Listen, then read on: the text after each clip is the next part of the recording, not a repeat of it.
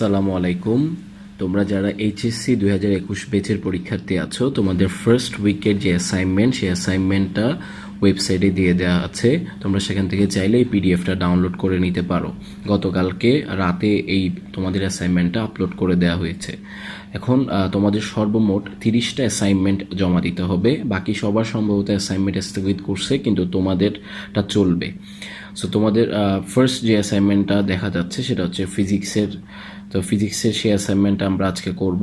দুইটা আছে আসলে ফিজিক্সের অ্যাসাইনমেন্ট, একটা হচ্ছে ভেক্টর আর একটা হচ্ছে তাপগতিবিদ্যা থেকে। সো এই ভিডিওতে আমরা ভেক্টরটা সলভ করব, নেক্সট ভিডিওতে আমরা তাপগতিবিদ্যার যেটা সেটা সলভ করব।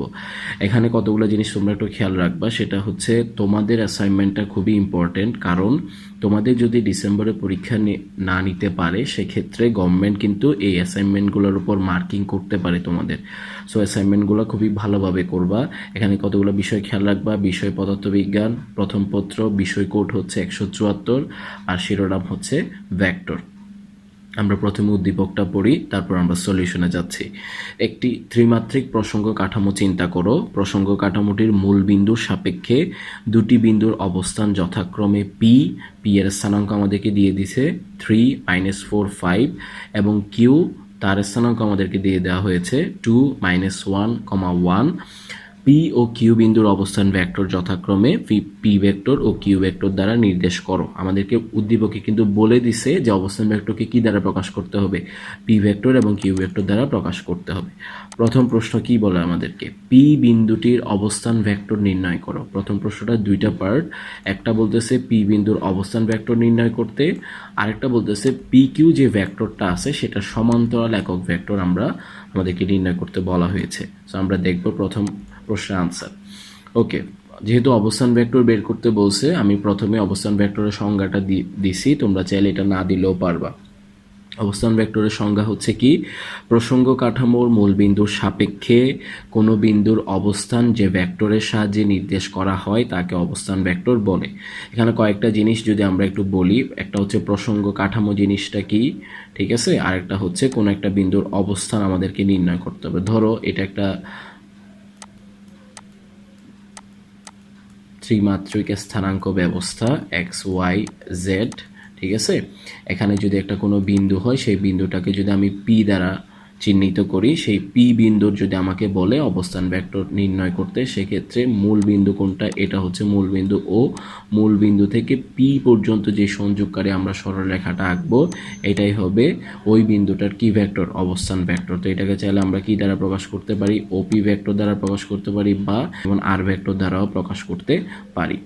সো এই সংজ্ঞার উপর ভিত্তি করে আমরা প্রথম প্রশ্নের আনসারটা দিব। আমাদেরকে প্রথমে বলছে পি বিন্দুর অবস্থান ভেক্টর নির্ণয় করতে। এখানে যদি তুমি একটু খেয়াল করো, আমি পুরো চিত্রটাই আঁকছি, বাট এই চিত্রটাই সেকেন্ড পোর্শনের আনসারের সাথেও রিলেটেড।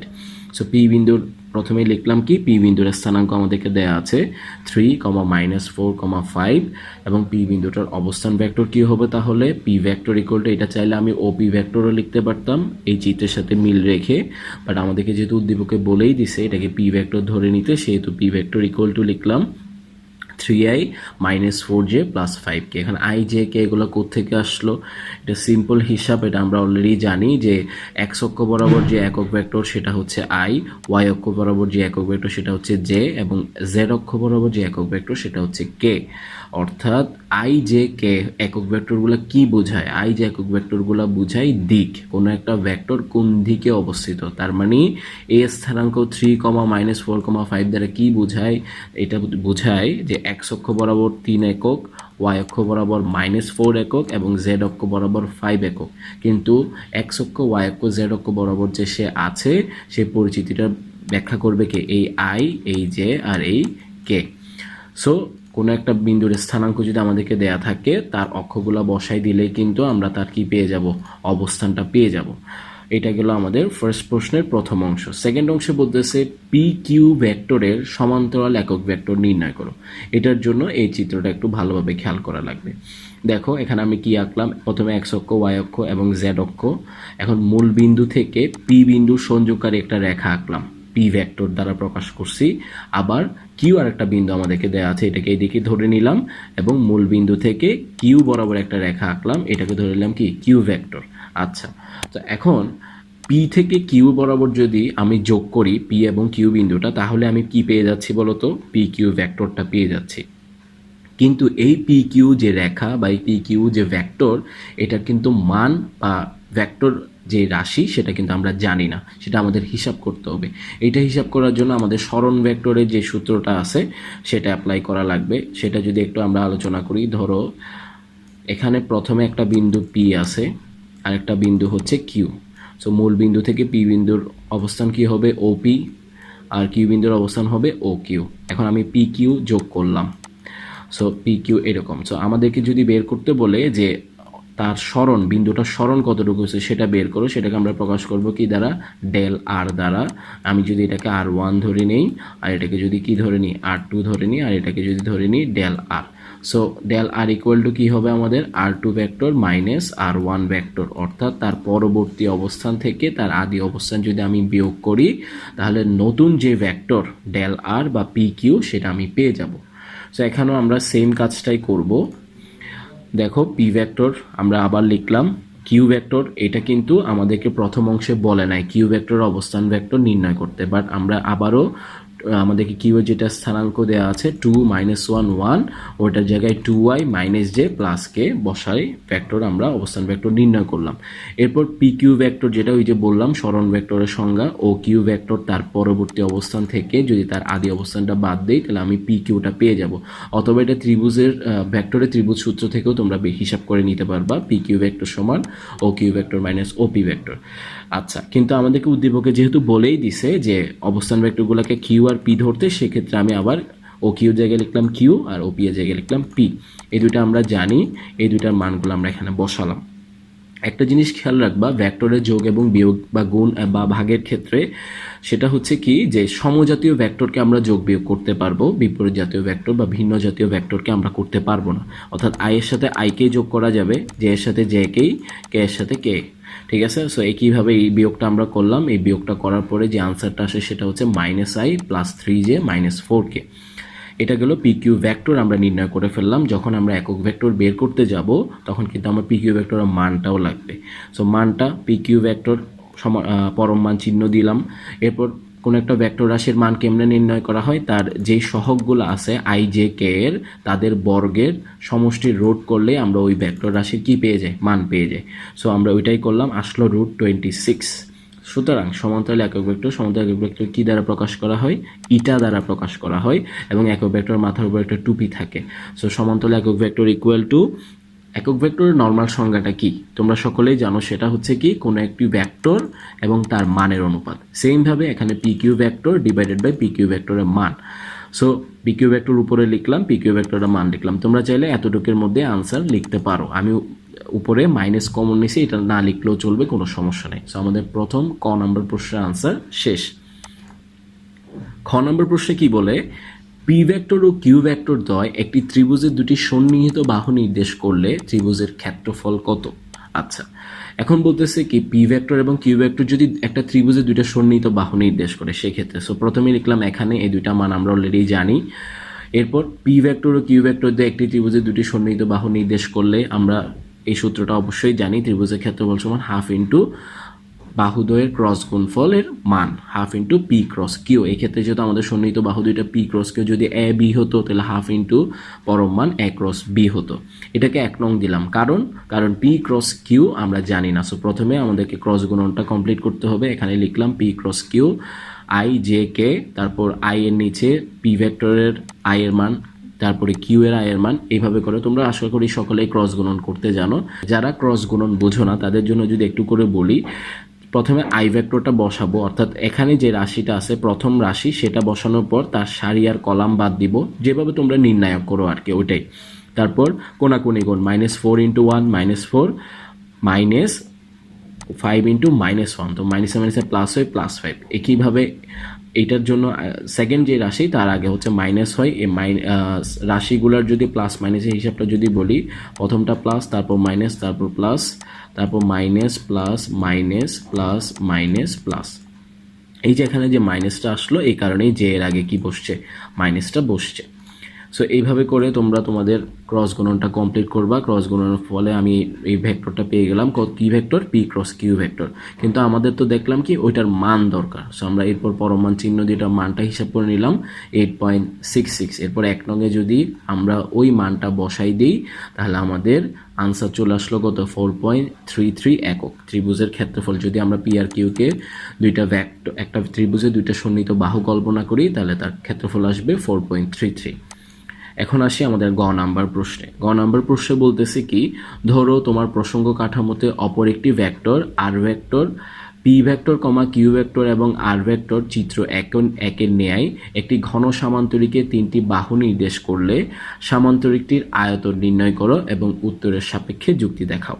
এই যে এখানে একটা তোমরা ঘনক আকৃতির সামান্তরিক আশা করি দেখতে পাচ্ছ। এটার ক্ষেত্রে আমাদেরকে দুইটা বাহু বলা আছে অলরেডি, পি আর কিউ, কিন্তু আরটা এই প্রশ্নে বলে দিছে এবং বলতেছে যে এই ঘন সামান্তরিকে তিনটা বাহু তোমাদেরকে বলে দিলাম, এটার আয়তন তোমরা আমাদেরকে নির্ণয় করে দেখাও এবং তুমি যে আয়তনটা নির্ণয় করছো সেটার পক্ষে যুক্তি দাও। ওকে, গ নম্বর প্রশ্ন। তো আমি এখানে আবার ঘন সামান্তরিকটা আঁকলাম। আচ্ছা, এটা পি বা এটা পি ভেক্টর, এটা কিউ ভেক্টর এবং এটা কি আর ভেক্টর ধরে নিলাম। সো এখানে পি ভেক্টর, কিউ ভেক্টর, আর ভেক্টরগুলো লিখলাম। এরপর খ হতে প্রাপ্ত, আমরা খ নম্বর প্রশ্নে যেহেতু ত্রিভুজের ক্ষেত্রফল বের করছি ওখানে কিন্তু আমরা পি ক্রস কিউটা অলরেডি বের করে রাখছি। সেই পি ক্রস কিউ এর মান কত আমাদের, আই প্লাস 7j প্লাস কি 5k, এই মানটা অলরেডি আমরা বের করে রাখছি। এখন এটা ওখানে কেন লিখলাম গ নাম্বার প্রশ্নে, কারণ এটা এখানে অ্যাপ্লাই হবে এই কারণে। সো ঘন সামান্তরিকের আয়তনের যে সূত্রটা লিখলাম সেটা হলো V equal to P cross Q dot R, অর্থাৎ দুইটা ভেক্টর যারা হচ্ছে এই পি ভেক্টর এবং কিউ ভেক্টর, এই দুইটাকে ক্রস গুণন করব। ক্রস গুণনটার সাথে আমরা যে সমাধানটা আসবে সেটার সাথে আর ভেক্টরকে ডট গুণন করব। সো এই আয়তনের সূত্রটা আমরা বসালাম, পি ক্রস কিউ অলরেডি খতে আমরা বের করে রাখছি, সেই মানটা এখানে ইনপুট করলাম, আর এর মান আমাদেরকে দেওয়া আছে, এটা বসালাম। এই দুইটা ডট গুণন করার পর আমরা আনসার পেলাম কত, 0।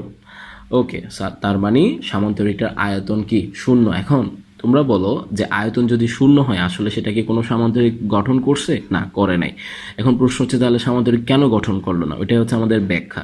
তোমাদের বইয়ে তোমরা অবশ্যই এটা পড়ে থাকবে যে তিনটা ভেক্টর সমতলীয় হওয়ার শর্তটা কিন্তু দেয়া আছে, খুবই ইম্পর্টেন্ট একটা জিনিস। তিনটা ভেক্টর সমতলীয় হওয়ার শর্ত হচ্ছে কি, A cross B dot C equal to যদি কি আসে, 0 আসে, অর্থাৎ দুইটা ভেক্টরের ক্রস গুণনের মানের সাথে যদি আমাদের তৃতীয় ভেক্টরটার ডট গুণন 0 হয়, তার মানে এটা কি বোঝায়, এটা বোঝায় যে আমার ভেক্টর তিনটা একই সমতলে অবস্থিত। একই সমতল মানে ধরো এটা একটা তল, এই তলের মধ্যে তিনটা ভেক্টর রাশি অবস্থান করতেছে, এদিকে একটা, এদিকে একটা, এদিকে একটা। এখন সবগুলো ভেক্টর রাশি যদি একই তলে থাকে তাহলে তারা তো আর সামান্তরিক গঠন করতে পারবে না, কারণ পি আর কিউ যদি একই তল হয় এক্ষেত্রে আর তো ওই তলে নাই, ঠিক আছে, যার ফলে আয়তনটা আসলে কি আসছে, 0।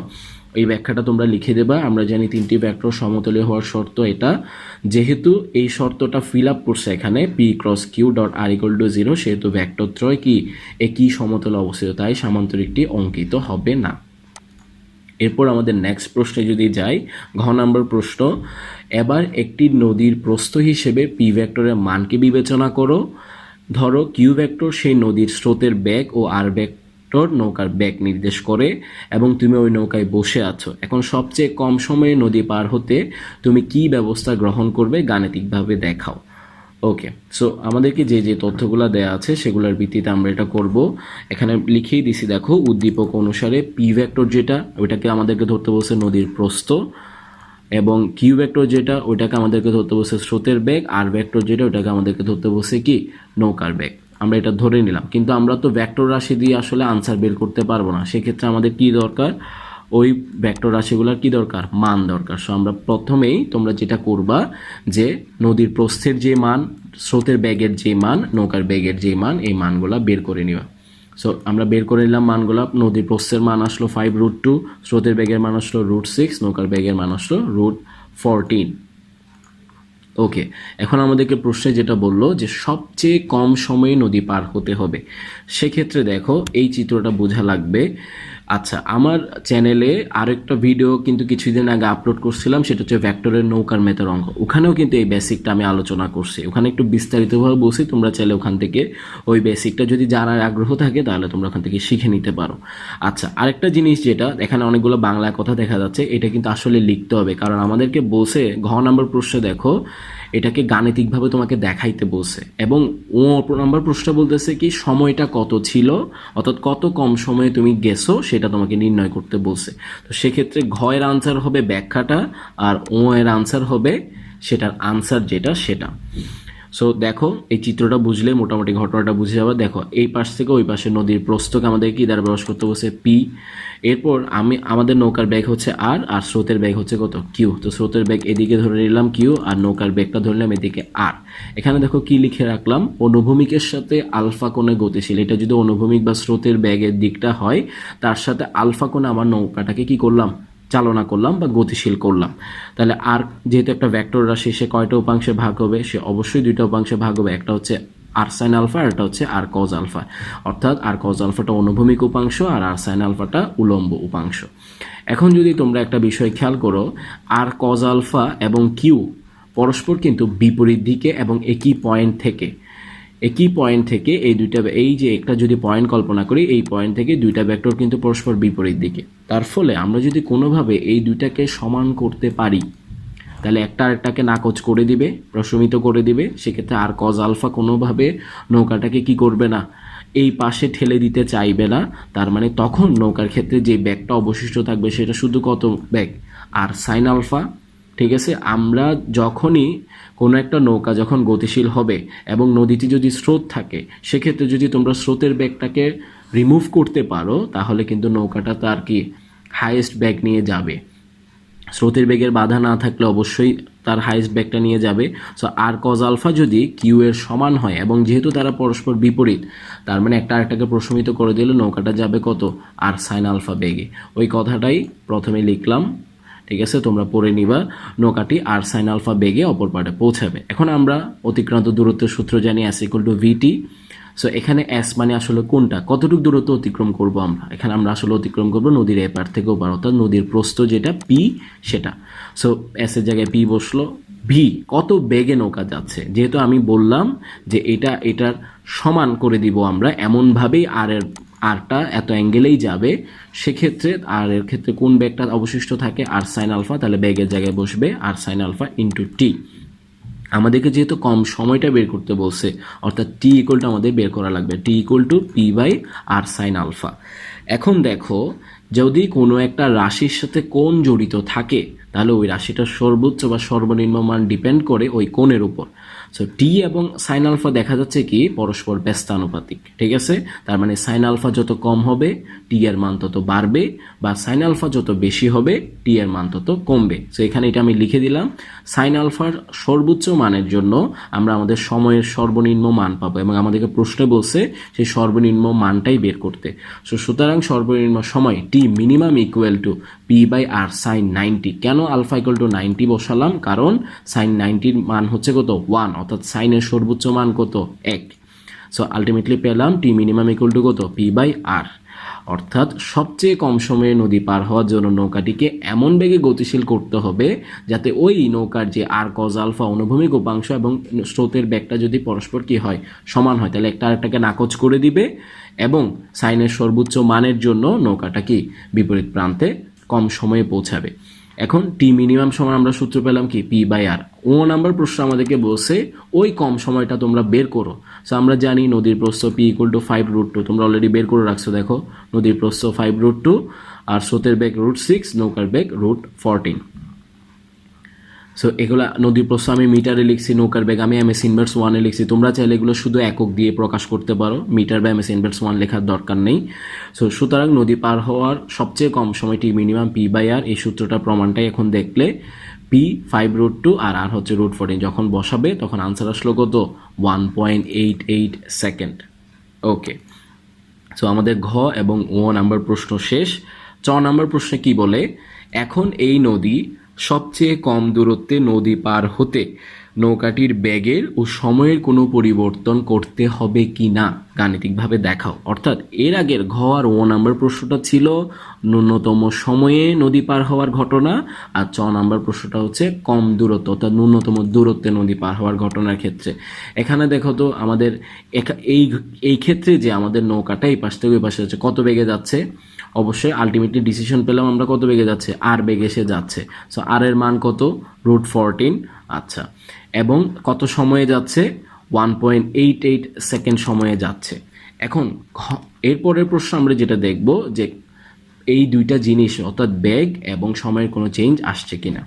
এখন যেহেতু আমাদেরকে বললো সবচেয়ে কম দূরত্ব নদী পার হওয়ার ক্ষেত্রে, সো নদীর এপাট হতে ওপারের সবচেয়ে ন্যূনতম দূরত্ব কোনটা বলতো, উলম্ব দূরত্ব। এটা যদি একটু বোঝাই তোমাদেরকে, দেখো ধরো নদীর এপার আর ওপার, নদীর এপার থেকে ওপারে এভাবেও যেতে পারি আমরা, এভাবেও যেতে পারি, এভাবেও যেতে পারি, এভাবেও যেতে পারি, অনেকভাবেই যাওয়া যাচ্ছে। কিন্তু দেখো তো আমরা যদি একদম স্ট্রেইট একটা লাইন আঁকি এপাশ থেকে ওই পাশে, এর থেকে ছোট কিন্তু তুমি কোনো মান আর পাবা না, এই মান সবগুলাই কিন্তু এর থেকে কি বড় হবে।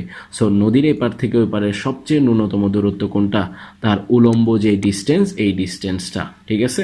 আচ্ছা, এখন দেখো নদীর এপার হতে ও পারের সবচেয়ে ন্যূনতম দূরত্ব উলম্ব দূরত্ব, এবং উলম্ব দূরত্ব যদি হয় তাহলে আমরা থিটা ইকুয়াল টু কত বলতে পারি, 90। কেমনে বলতে পারি, এখানে দেখো এই পাশ থেকে ওই পাশে যদি সে এই বরাবর যায় তাহলে সে অনুভূমিকের সাথে কত ডিগ্রি অ্যাঙ্গেলে যাচ্ছে, দেখো তো 90 ডিগ্রি অ্যাঙ্গেলে যাচ্ছে, এবং ওইটাই আমাদের আসলে কি থিটা।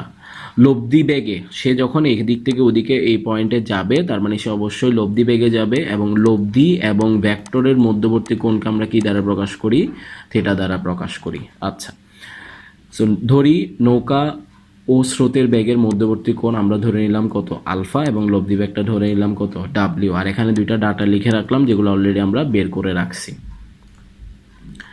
এরপরে আমরা জানি ট্যান থিটা সমান আমাদের যে সূত্রটা জানি আমরা Q sine alpha divided by P plus Q cos alpha, but এই ক্ষেত্রে নৌকার বেগকে যেহেতু আর দ্বারা প্রকাশ করতে বলছে উদ্দীপক অনুসারে, সেহেতু লিখলাম Q sine alpha divided by R plus Q cos alpha. আর থিটা যেহেতু 90 বসালাম, 1090 মান অসংজ্ঞায়িত, অসংজ্ঞায়িতকে আমরা কি লিখতে পারি, 1/0। কোনো কিছুকে শূন্য দ্বারা ভাগ করলে সেটা অসংজ্ঞায়িত হয়ে যায়। এরপর যদি আমরা 8 গুণন করি, এখান থেকে কজ আলফা সমান একটা আমরা রাশি পাই, সেটা কত, -q/r। এখন তোমরা চাইলে তোমরা কিউ জানো আরও জানো, চাইলে এখান থেকে আলফাটা বের করতে পারো। আলফা বের করে লব্ধির যে সূত্র √PSK + QSK + 2PQ cos alpha, ওখানে বসাই দিলে আনসার চলে আসবে। ওইটা আমাদের মেইন সূত্র। আর এখানে এই অনুযায়ী লিখলাম লব্ধি বেগ যেহেতু ডাব্লিউ ধরছি, W = √RSK + QSK + 2QR cos alpha, এখানে আলফার মানটা বসাই দিলেও হয়ে যেত। বাট আমি একটু ওইভাবে না করে অন্যভাবে করাচ্ছি, এইভাবে করলেও হবে, অন্যভাবে ওই যেভাবে বললাম সেভাবে করলেও হবে। কজ আলফার যে -q/r, দেখো এখানেও কজ আলফা আসছে, কজ আলফার জায়গায় -q/rটা বসালাম, এখান থেকে কাটাকাটি করার পর কি পেলাম, √RSK - QSK, আর এর মান বসালাম, কিউ এর মান বসালাম, এখান থেকে লব্ধি বেগের আনসার কত চলে আসলো, 2.828 ms/1। অর্থাৎ নদীর এপার থেকে ওপারে যেতে হলে তার কত বেগে যেতে হবে, তার বেগটা কত আসলে 2.828 ন্যূনতম দূরত্বে যাওয়ার ক্ষেত্রে। আরেকটা জিনিস বলতে ভুলে গেলাম, নদীর এপার থেকে যখন আমি ওপারে যেতে চাইবো সেক্ষেত্রে আমাকে কিন্তু সোজাসুজি যাত্রা করলে হবে না, সোজাসুজি যাত্রা করলে কিন্তু আমরা স্রোতের কারণে এদিকে চলে যাব। তো সেই তো আমাদের যেটা করতে হবে কি, অলরেডি একটা নির্দিষ্ট কোণে হেলে যাত্রাটা করতে হবে, যাতে স্রোত যখন আমাদেরকে ধাক্কা দিবে আমরা আমাদের ঠিক বরাবর বিপরীত প্রান্তে পৌঁছাতে পারবো। এই কারণে আরটা কিন্তু কিছুটা কি উলম্ব রেখার সাথে অ্যাঙ্গেলে আছে। এরপর আমরা লব্ধি বেগটা বের করে নিলাম। এরপর আবার অতিক্রান্ত দূরত্বর যে সূত্র S = জানি আমরা VT, S = V × T। এই ক্ষেত্রে S হচ্ছে আবারও সেম, নদীর প্রস্থ P, এবার কিন্তু লব্ধি বেগ W আর সময়টা T, T = P/W, কত আসলো 2.5 সেকেন্ড। সো গ নাম্বারে আমরা নৌকার বেগ পাইছিলাম কত, √14, যেটাকে ক্যালকুলেশন করলে পাবা 3.74, বাট এই ক্ষেত্রে নৌকার বেগ আসছে কত, 2.828 ms/1। দেখো ওই ক্ষেত্রে ন্যূনতম সময়ে গেছি আমরা, এই দুইটা তুলনা করলে কিন্তু তোমরা বুঝে যাবা তোমাদের আনসারটা ঠিক নাকি ভুল। আমরা ন্যূনতম সময়ে গেছি, যার ফলে আমার ব্যাগ কিন্তু দেখো অনেক বেশি। এবার কিন্তু আমরা ন্যূনতম দূরত্বে গেছি, ন্যূনতম দূরত্বের ক্ষেত্রে কিন্তু ব্যাগটা ফ্যাক্ট না, কিন্তু ন্যূনতম সময়ের ক্ষেত্রে ব্যাগটা ফ্যাক্ট। অবশ্যই আমরা কত স্পিডে যাচ্ছি ওইটার উপরে নির্ভর করবে আমরা কত তাড়াতাড়ি পৌঁছাবো। ঠিক আছে। আবার সময়টা যদি দেখো মিনিমাম যেটা সেটা 1.88 সেকেন্ড আসছে, বাট এই ক্ষেত্রে ন্যূনতম দূরত্বের ক্ষেত্রে আমাদের যে সময়টা আসছে সেটা কত 2.5 সেকেন্ড, অর্থাৎ সেটা ন্যূনতম সময় থেকে কিন্তু কম আসছে। তার মানে ন্যূনতম দূরত্বে যদি আমরা যাই নৌকার বেগ এবং সময় উভয়েরই কি হবে, পরিবর্তন হবে। ঠিক আছে। সবশেষে একটা কথাই বলবো যে এই ব্যাখ্যাগুলো খুব ভালোভাবে বুঝবা, বুঝে তুমি যদি চাও নিজের মতো কোনো কিছু পরিবর্তন করে লিখতে পারবা। ঠিক আছে, এবং এইভাবে লিখলেই পারফেক্টলি সঠিক হবে, ভুল হওয়ার কোনো সুযোগ নাই। ধন্যবাদ।